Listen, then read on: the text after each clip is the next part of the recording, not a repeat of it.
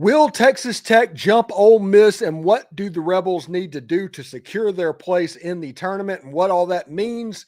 We talk with Dalen Flowers from the Rebel Walk, and we have multiple screens. We'll talk about all of that. This is the Locked On Ole Miss podcast.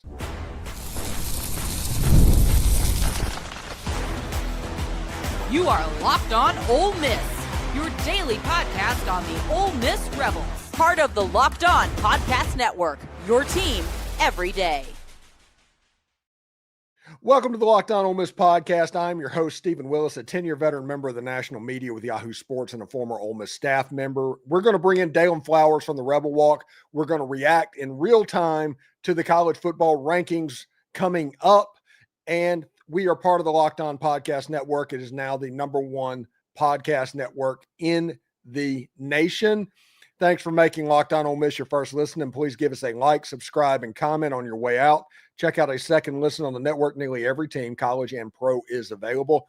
You may notice this time we have multiple screens, so you might see an aspect ratio where it's vertical, like you're watching it on your phone, or horizontal. If you go to the YouTube page and click the other, you can see exactly how that goes. But we are going to try that out as well. And Dalen, really interesting stuff tonight, because the question on everybody's mind is, will Texas Tech jump Ole Miss? What say you, man? Man, it's a great question. Obviously, Texas Tech had a great weekend, and they handled BYU pretty strongly Saturday, and it's a great resume win. I think that overall, if you look at both teams, that in terms of point differentials and resume wins and, comparison of both offense and defense, I think Ole Miss does still have a slight edge. And just in terms of how do you move forward, if you're Ole Miss to sustain that spot in front of teams like Texas Tech, it's time to start beating people up. Florida coming to town this weekend, you go to Starkville next Friday. You don't want to have these close, stressful games if you're Ole Miss over the last two games of the season. You want to come to Oxford Saturday, a loud Vaught Hemingway Stadium, and you want to beat up the Gators. You want to make this a 2+ score victory, and you hopefully want to do the same thing in Starkville next week. But I think Texas Tech definitely proved themselves to be one of the top teams in the country and a team that can compete with anybody after Saturday. But I think Ole Miss has definitely shown a bit more of consistency throughout the season in terms of turnover ratios and, passing offense, and as well just a more contained, defense as well over the last couple of games. And I think Ole Miss will get that edge a little bit, but I also wouldn't be surprised if the committee does put Texas Tech ahead of Ole Miss just after the weekend base. Yeah, which is weird because BYU, the big win, you won at home against BYU, and Ole Miss went to Oklahoma, which is right next to BYU, a road game, and won that game. So that's the argument for Ole Miss still being ranked ahead, number 6, as opposed to number 7, and Texas Tech kind of at the number 7 position. But that's the way it looks. The important thing that came out of all of this is the ACC is increasingly looking like a one big league moving forward. Definitely. And I may get some background drop on this for this as well, but I think the Big 12, maybe after this weekend, it may be only a one bid conference as well. I think the ACC has put themselves in a really bad hole, obviously, with Miami just kind of going down the drain over the last, I'd say, 3 weeks of month of football. And as well, there are a plethora of other teams that I think can compete in the playoffs in the ACC, but have just not consistently proven it this season. And then you get the build on of, people outside of the SEC conference that say, does the SEC really deserve, maybe 6-7 teams in the playoff bid? But I think it's really important to understand that the teams you face in the SEC every weekend build on the momentum of what you're going to play in the playoffs. And the ACC has just not done a tremendous job at doing that this season. They've continued to knock themselves out against inferior opponents. And I think Louisville didn't take care of business this weekend either. So they really are looking like whoever ends up winning the ACC championship game is going to be the sole team that, that represents the ACC in the playoff this year. Yeah, and if anybody is watching this and seeing the vertical thing, stream, you can click the other link, and I think it'll be the horizontal one. We're doing both tonight. We're going to do streams in both aspect ratios moving forward, because honestly, that's what YouTube said to do, if we're going to be honest. They're giving the rules right now of the 12-team playoff on ESPN. It's kind of weird, Dalen, that they have to do this each and every time. We're like 6 or 7 of these episodes in at this point. We get it. It's the same thing. Yeah. I think that, maybe these things are continuing to be in place for some different changes they may see this year or in the future.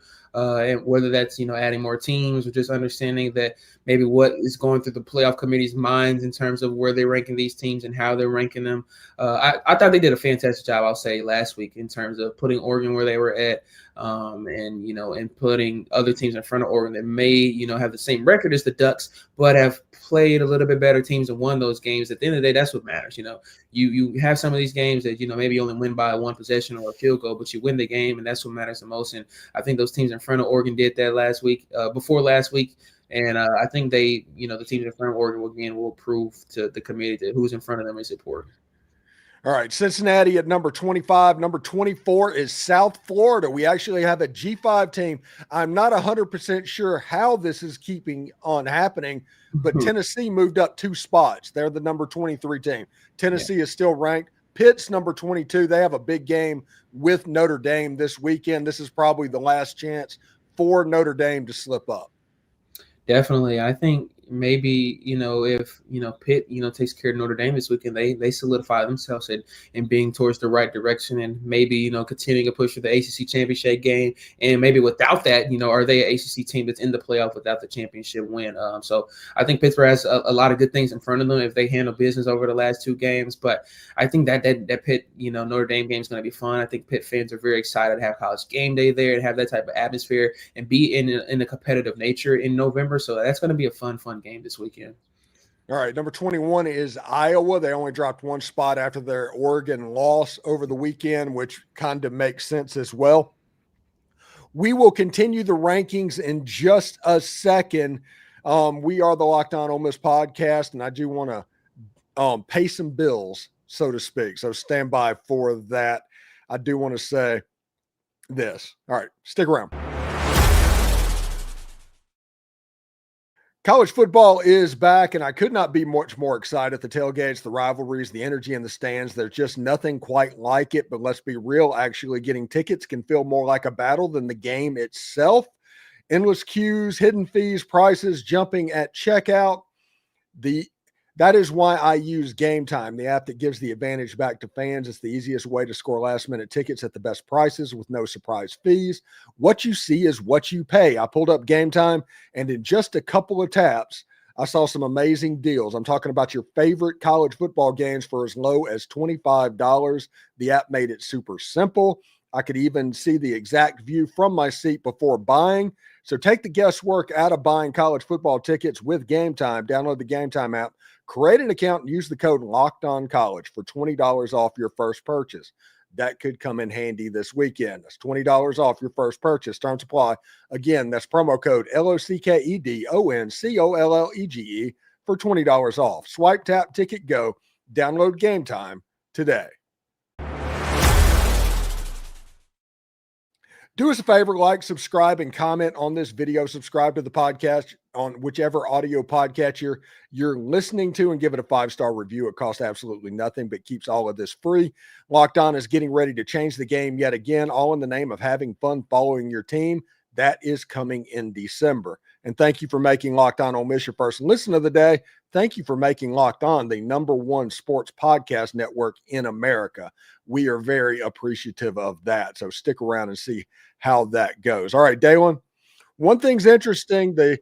Nothing drastic has changed, but it looks like Vanderbilt could have moved up to the point where they are definitely in striking distance of this playoff. And I personally think rightfully so. I think, Vanderbilt has definitely obviously been one of maybe the surprise teams this season. I think going into the season, I expected Vanderbilt to compete based on what I saw them do last season. But, taking care of LSU was really, really big. They competed and almost came back and beat Texas a few weeks ago. I think they have a great resume this year. I think Diego Pavia has been playing electric football this season. And I think they have a chance of really making some noise as well. If some teams trickle, like maybe Oklahoma, if they lose to Alabama this weekend, Texas plays Georgia this weekend. There are some teams in front of them. If they don't take care of business, then maybe Vanderbilt, jumps on those spots for them. Yeah, and Miami's number 15 with 2 losses, 7-2. They're on the outside. But I think they're the highest ranked ACC team. Utah is coming in at number 13. That's important because 13 Utah. You figure either 11 or 12 is going to be BYU. Mm-hmm. Texas Tech is going to be about number 6 or number 7. I mean, you have to feel pretty good about the Big 12's ability to get a second team in, even though it's not a slam dunk. Yeah, I think what's made the Big 12 so fun to watch this year is that, there are the few of those teams that are really competitive, whether it's, Texas Tech, BYU, Utah, and they've all given each other a good run for their money, whether that's playing great against oppositions or, having great head-to-head matchups. And I think that's what's made the Big 12 so exciting is that I think a lot of people, outside of maybe Texas Tech going into the season really didn't have much information or belief in terms of the Big 12 doing much noise at this point of the season.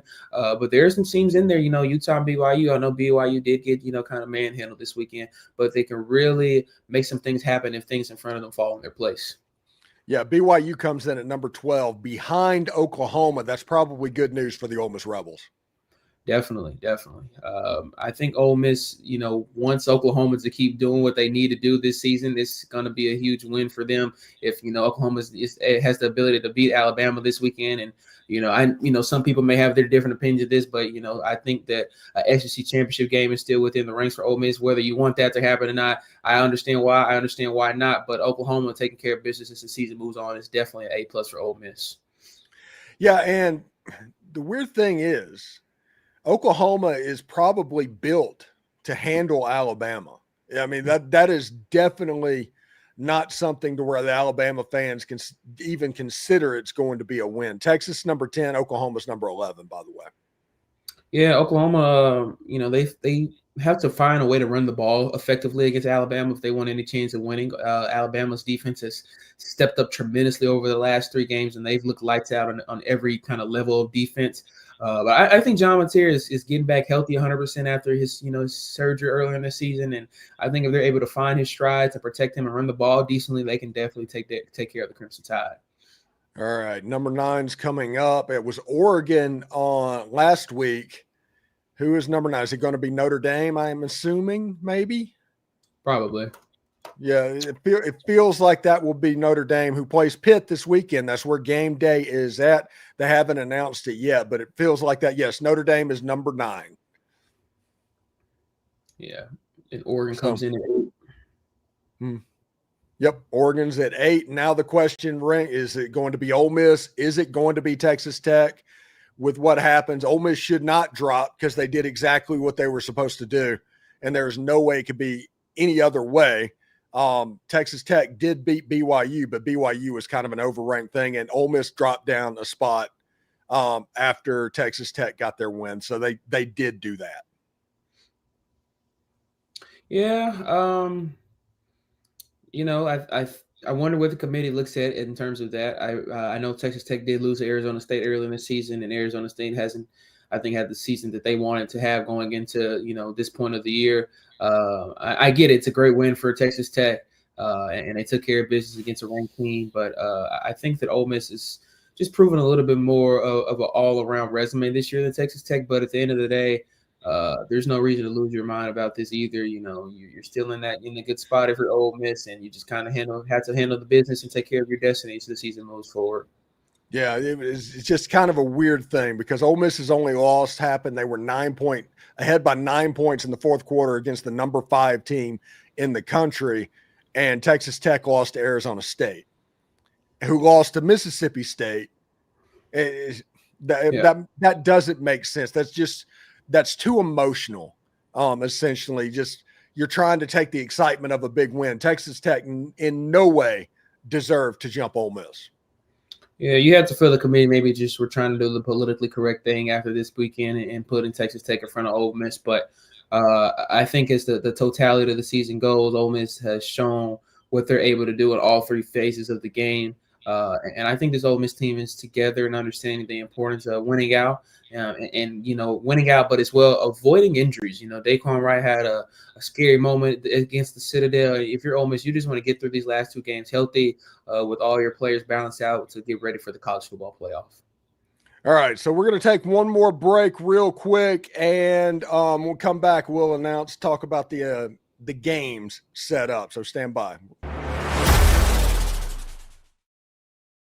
The NBA is back, and there's no better place to bet on the action than with FanDuel, the official sports betting partner of the NBA, where even if you missed the start of the game or want to ride the hot hand, FanDuel has live bets on everything from who will score next to fourth quarter comebacks. Plus, you can even combine live bets into your same game parlay for a shot at an even bigger payout. It helps keep every game exciting, especially when your team is making a late push. Right now, FanDuel is giving new customers $300 in bonus bets when your first $5 bet wins. So head to FanDuel.com to sign up and play your game with FanDuel. It is the official sports betting partner of the NBA. All right, Dalen.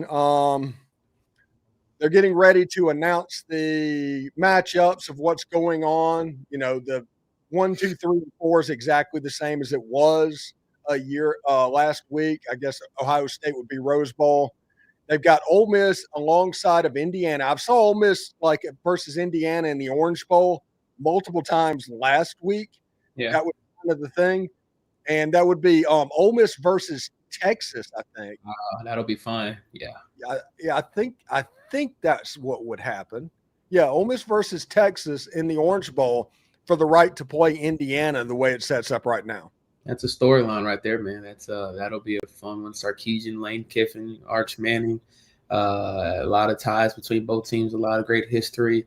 I think that also builds on the fact that if you're Ole Miss, I don't think you don't see Texas until maybe 2028 in terms of the now 9-team schedule. I may be wrong on that, but that'll be a headline game. That'll be a fun game. I think Texas has definitely found their strides over the last 3 weeks, and I think that both fan bases will be ready and rocking for that game. Texas travels well, and I think both teams will be excited to play in that playoff type of atmosphere, and that'll be a fun one, man, if Texas and Ole Miss definitely matched up in the playoffs. And it also is a great, way to move forward if you're Ole Miss and you defeat Texas in that hypothetical scenario and you move on to Indiana. That's you're setting yourself up for great success if you're Ole Miss in that scenario.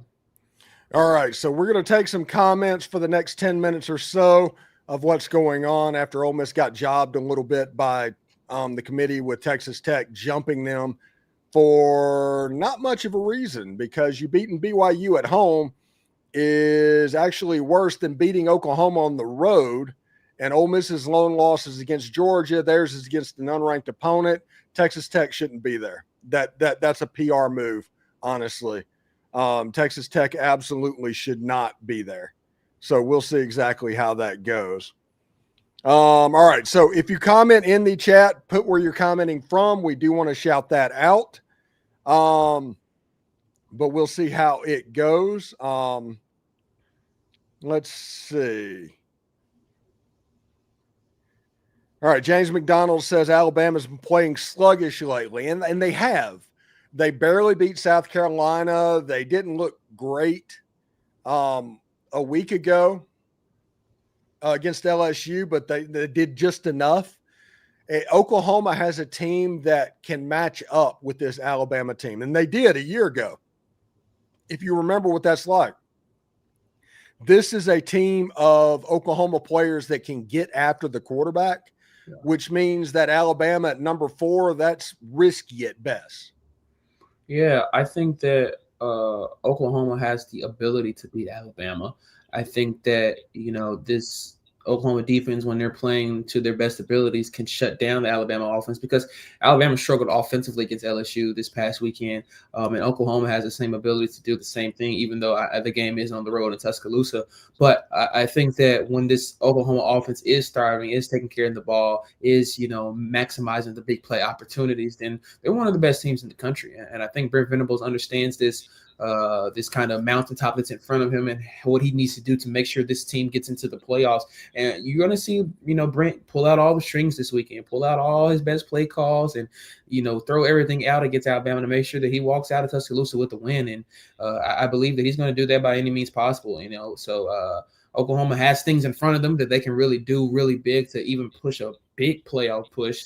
But I think that this game is going to be fun because it's going to be one of the line of scrimmages for both teams. And I think whoever wins that line of scrimmage battle definitely will walk out of that game with the victory. All right. Alan Hawkins says these rankings always surrender to the moment Ole Miss wins out. They should be fine to host a game. Yeah, absolutely. Nothing's changed at all. But you're right. They are completely prisoners in the moment. This is the reason I talk all the time about taking it out of a committee's hands to where it's not subjective. It's one of those things that the conference just makes the decision and it's done. I am a huge proponent in the automatic qualifier system and taking the hands out of these smoke-filled rooms and cigar smokers and all that, making decisions behind the veil of secrecy, and that's how deals get made. And I don't know if I'm a big fan of that, Dalen. Yeah, this is why I said earlier when we got on that I just think Ole Miss, Florida, Mississippi State, you want to start beating these guys up. You want to beat these teams up. You don't want to leave any doubt for the committee to say, okay, Ole Miss shouldn't be in front of Oregon, or Ole Miss shouldn't be in front of Texas Tech, or Notre Dame.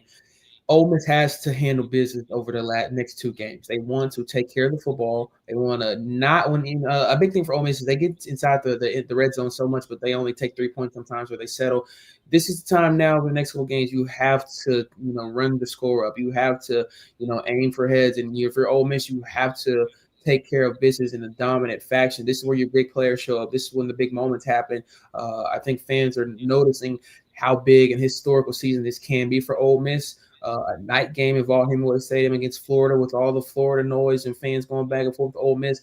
This is going to be a fun atmosphere Saturday, and Ole Miss has to be ready to show up. And they have to be ready to show up next Friday in Starkville. This is a Mississippi State team that has obviously struggled in winning a lot of games this season, but can make it a very, very interesting game against Ole Miss. And it's the Egg Bowl, for crying out loud. It doesn't matter where teams are ranked in this competition. It doesn't matter how good one team is having the season, how bad the other team is having the season. It's the Egg Bowl.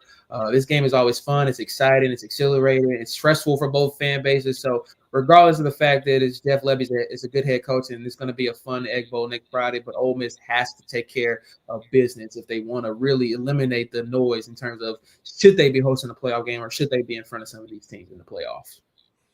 William Bowles asks, what do you think about Ole Miss versus Texas? Do you think they should win? This from Smyrna, Tennessee. Yes, I think Ole Miss has a better team than Texas. I think Texas's defense is good. I think Ole Miss's offense is good. I think Texas's offense is mediocre. I think Ole Miss's defense is pretty mid as well. It's strength versus strength. It's weakness versus weakness. I think Ole Miss is better on the special teams, and I don't think that Ole Miss would punt to that punt returner. So, yeah, I think Ole Miss would win that game. I agree. I think Ole Miss has found their stride offensively, especially. We went into the Oklahoma game talking about this was the number one total defense in the country on the road in a rainy environment, and Ole Miss just kind of depicted the Oklahoma defense. They tore them apart, and we saw things from Oklahoma that we really hadn't seen all season, maybe other than the Texas game. And I think as well, this defense is finding their strides and understanding when to send pressure at the quarterback, understanding when to drop back in coverage and where to play in those coverages. And I think this Ole Miss team is really, really thriving right now. And I think that would be a fun matchup, but I do think Ole Miss would take that victory, especially at home at Vaught. All right, Zala Primetime, Jason Zala, Blue Mountain, Mississippi. Hopefully, if Oklahoma beats Alabama, that'll push Ole Miss's resume into the you can't touch this group. I do believe Oklahoma will beat Alabama. Like I said, I think Alabama has weaknesses that Oklahoma can exploit. I'm not saying that Oklahoma is going to win the game. I'm saying that Oklahoma can win the game. And a running quarterback has been known to give the Alabama defense fits. So we'll see how that looks. All right. So James McDonald, shout out to Dalen Flowers and Steven for awesome podcasts and answers. Thank you very much, James. Very much indeed. Let's take one more question before we get out of here. We're going to live stream reaction later on tonight after Ole Miss versus Memphis. So come and join us for that. It's going to be about 10 or 11 o'clock tonight. So check that out as well. Will says our schedule is tougher than Texas Tech. Texas Tech loss is way worse than Ole Miss. It make sense. They're just prisoners of the moment. That's all it is. Ole Miss has the better win. Ole Miss has the better loss. But since the loss was recent by Texas, or the win was recent by Texas Tech, they managed to put Texas Tech in front of everybody. All right. Where are you heading right now, Dalen? Well, as soon as I hop off with you, I'm going to go dress up properly for the Ole Miss Memphis game tonight and see, Chris Beard versus Penny Hardaway. It should be a fun one. I've got some beat riders from Memphis that I know that are coming up, so it should be a fun game for me. And Got women's basketball tomorrow, the final pad game this Friday, and of course Florida Saturday. So it's a busy week between basketball and football. So it's a fun week, and I'll do my best to be at all events and all games this week. But just getting prepared for basketball season, start getting in full throttle. Basketball is my first love, so this is always kind of my more exciting time of the year when basketball starts mixing in with November for college football. So exciting time for me right now, man. All right, be safe. Enjoy the basketball game tonight. And anybody that's watching the game, we're going to be reacting right after it. So tune in for that. And thank you very much for Dalen for stopping by. Take care. All right, take care. All right, thanks again for making the Locked On Ole Miss podcast your go-to source for Ole Miss sports. We pride ourselves on offering the most comprehensive perspectives, which is why we're the front door of Ole Miss. If you don't believe me, Google Ole Miss podcast and see how much we come up. Don't forget to subscribe, like, and comment. It helps the show, and it's absolutely free. Your support means the world to us. In another big moment for Locked On college football fans, Locked On and Fire TV are presenting College Football Kickoff. It's your ultimate college football weekly preview. Drake Toll of Locked On Big 12 leads the conversation alongside two-time AP Coach of the Year Gary Patterson, former college star Jesse Holley, and Locked On's team of local experts. Hotty toddy, everybody. And remember, analytics is just the old English word that means bad football. We'll see you tomorrow.